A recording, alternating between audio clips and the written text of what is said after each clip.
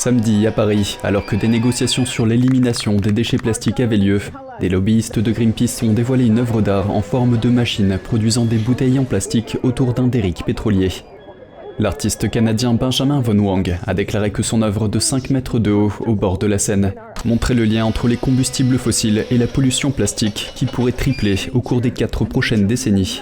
Avec seulement 9% des déchets recyclés sur les 460 millions de tonnes de plastique produites chaque année.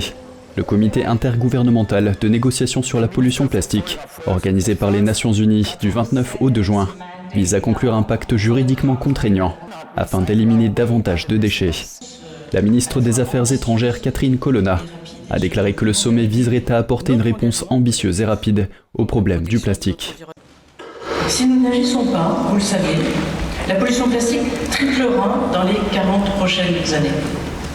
Avec plus de 11 millions de tonnes déversées chaque année, elle étouffe nos océans et leurs écosystèmes et menace la biodiversité. Elle frappe aussi sévèrement les populations les plus vulnérables. Elle menace à la fois la santé de nos concitoyens et notre environnement, nos organismes et nos habitats. Le ministre de l'Environnement Christophe Béchu a déclaré que la lutte contre la pollution plastique était liée à la lutte contre le changement climatique et à la préservation de la biodiversité des océans, où 85% de la pollution est due au plastique.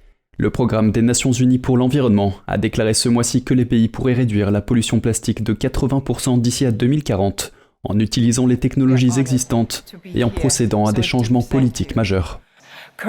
Les infrastructures actuelles de recyclage et de gestion des déchets ne peuvent pas faire face au volume de plastique de cette économie linéaire que nous rejetons tous les jours avec négligence et inutilité.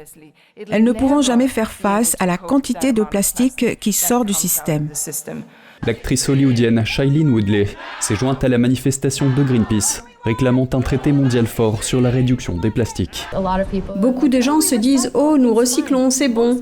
La plupart des gens ne savent pas que notre recyclage consiste à mettre des choses dans de jolis petits sacs, à les mettre sur des bateaux, à les expédier à travers le monde vers l'Asie du Sud-Est, l'Inde, certaines régions d'Afrique, où l'on nous dit que ça va juste être brûlé, on s'en occupe. La plupart de ces plastiques finissent dans l'océan. La plupart du plastique se retrouve dans les communautés, ce qui nuit à la capacité d'avoir des sols sains et de cultiver des aliments. Un traité ambitieux prévoira bien sûr un plafond et une réduction progressive de la production de plastique. Il faut commencer par là. Nous ne pouvons plus nous contenter de la gestion des déchets ou du recyclage. Nous devons envisager de fermer le robinet, pour ainsi dire, et nous assurer que le flux de plastique s'arrête.